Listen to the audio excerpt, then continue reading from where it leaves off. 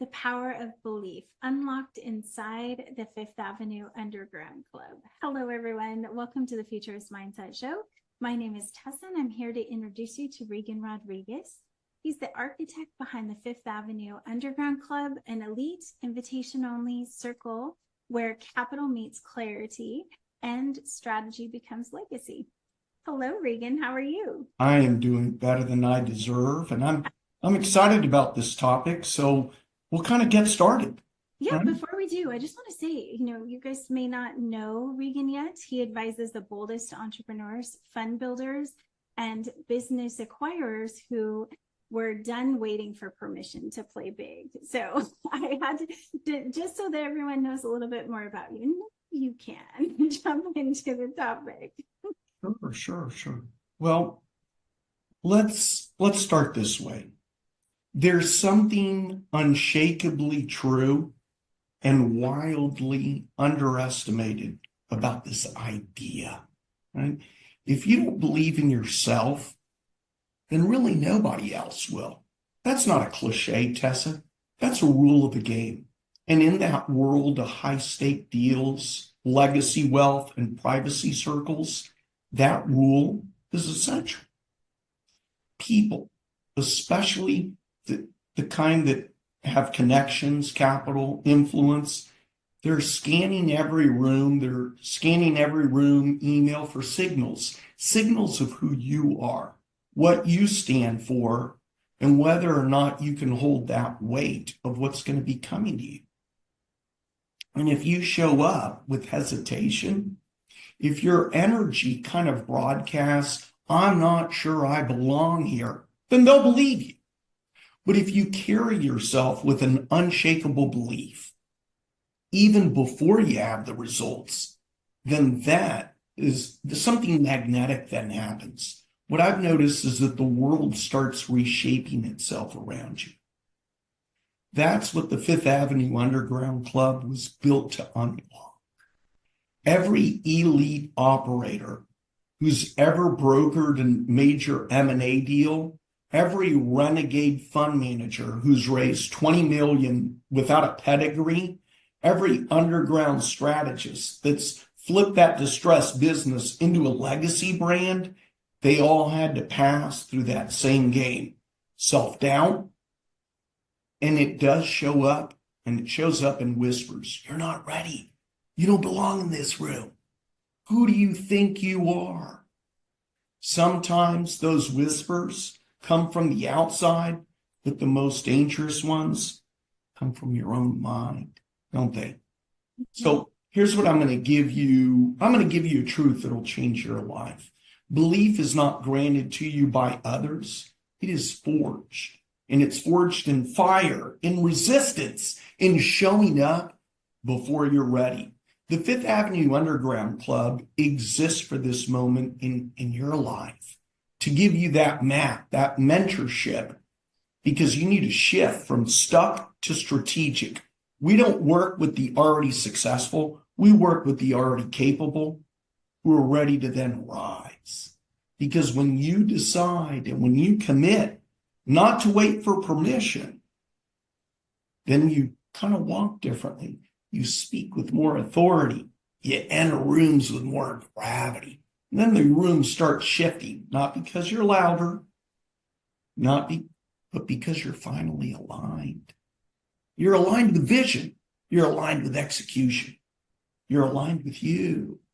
And here's the trap that I've noticed to keep most people from that potential.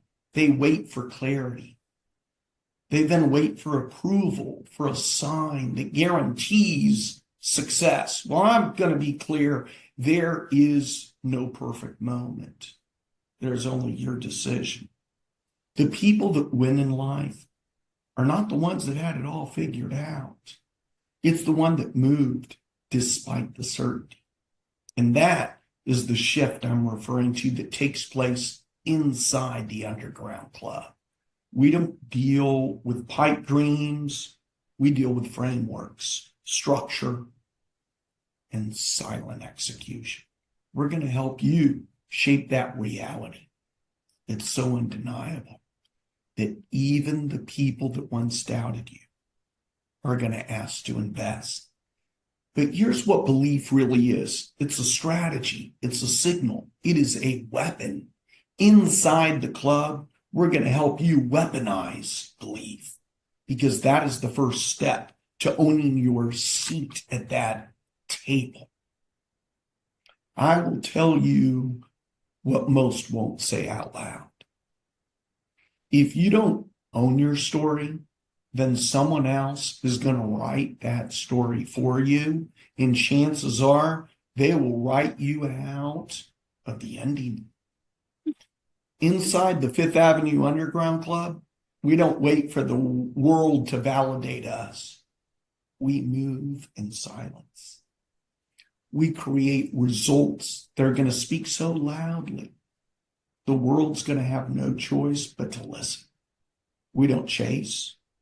We attract, because we've done the inner work first. And if this is hitting you hard, that means your identity is getting uncomfortable. And that is also good.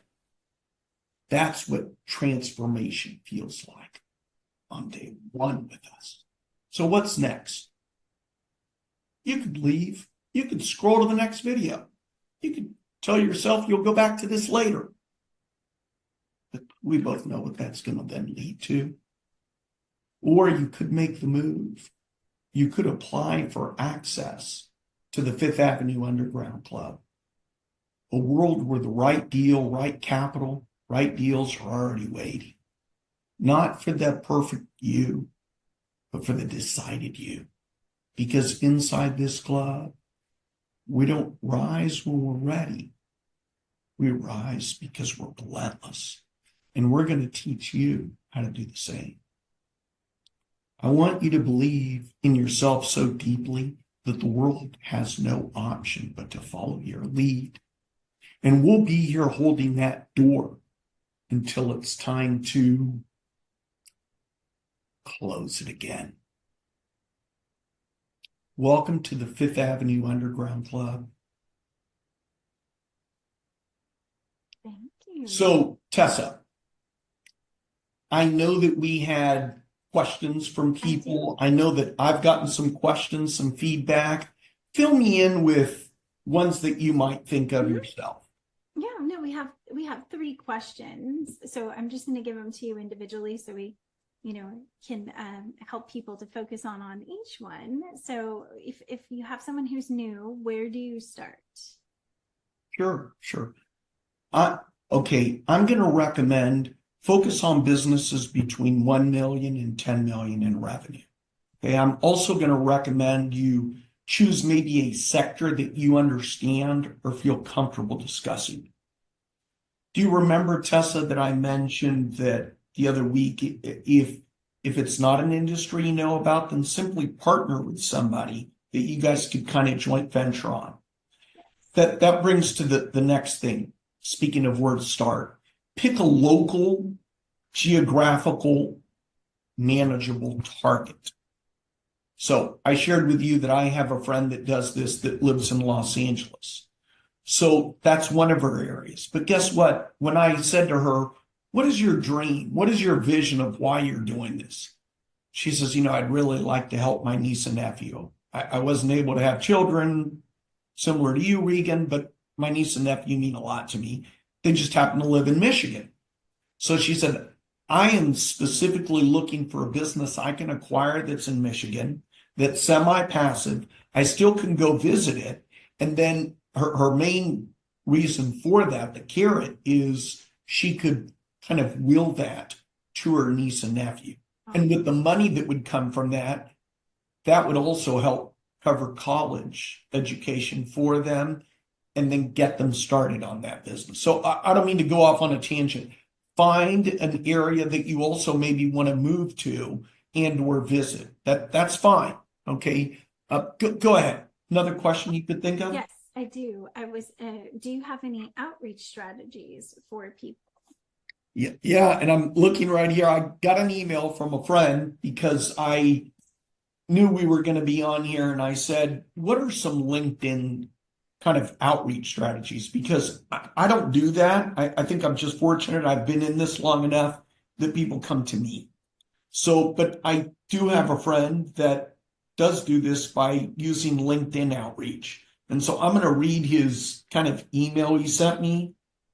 And if you tell anybody that I have to use these cheaters, I will deny it. Okay. Deny it. It's I not am on on national camera. It's television here, not right? Or on you. YouTube. So you're laughing. You're not I far have to, behind. I was gonna say I have had to use them, so I understand, I see what's coming, or Didn't for that start matter, I happening. don't see what's happening. Yeah, yeah.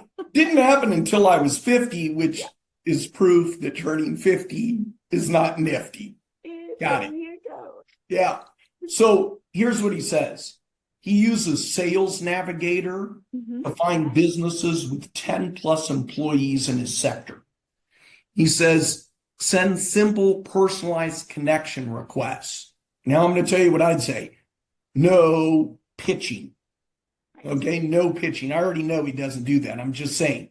He says, after connecting, start a light conversation. See, that's the point. No pitching. Comment on their profile. He says, I also ask a question. Again, the goal is to build rapport here, guys. Yes. Once it's warm, he says, I invite them into a short chat to get their thoughts on the industry. And then I'm going to add, don't pitch a deal at that point. The other thing he said is, Reagan, I just stay consistent. The key is habit. Keep the pipeline full. Absolutely. So. Absolutely. You can't let down on your pipeline because it will go empty. It will go dry. Beautiful. Well, I have one more question for you. And that is, does age demographics matter in who you're targeting? I'm sorry, was it about baby boomer generation and age demographics? Like, how does that matter in terms of direct mail? I think was specifically. Okay. I do want to talk about that.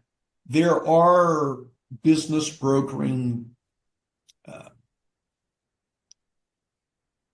I don't want to name names, is what I was about to say, but there are people that sell those mom and pop type businesses that are business brokering firms, and they do mail out like postcards. I just think that's kind of cheesy.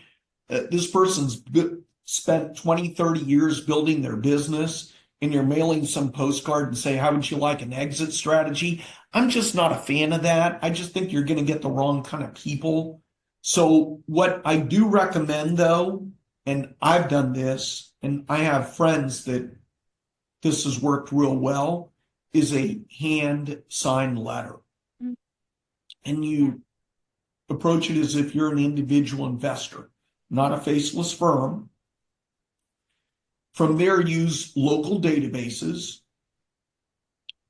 If you can get their home address, I would, because it's a business that's wanting to sell. If their assistant sees it and is scared she might lose her job, it'll never reach him. Here's the goal. If you're going to send a letter, keep it personal, brief, and focused on interest in their sector, right? That you have an interest in investing in, or in acquiring manufacturing companies or accounting practices, whatever it is. The other thing is, if you do send letters, just keep in mind, expect fewer replies. Doesn't that just make sense, right? But it's going to be a better quality conversations when they do respond. Beautiful. Well, I think that's all the questions I have. Did you have any other questions that I know you mentioned you had some last thoughts that you wanted to go over too? Yeah, another tip that I'll give you guys, okay? Avoid businesses that are maybe a little too small, because then that would then become a job for you, and that's not what you want. And Tessa, you talked about this in regards to the first question. Let's not chase that one deal. That right. Keep sourcing even while you're closing the others. Probably makes sense. If you do use LinkedIn, just don't push too hard too early. I know another point that I'll bring. Supplement all of that with what I would recommend, which is live networking. Get referrals, past connections. That's actually not a bad idea either, is maybe just kind of go through your phone and think of past friends that you haven't talked to in a while. You can reconnect with them, ask them what they're up to. Well, what are you up to, Tessa? And again, I know you're probably pretty good with keeping in touch with friends. Am I right about that? I try. Yes. And so this is not a slam. This is to help others out that are watching this thinking, well, I can't do that because those that do know me don't know me as some investor that acquires businesses.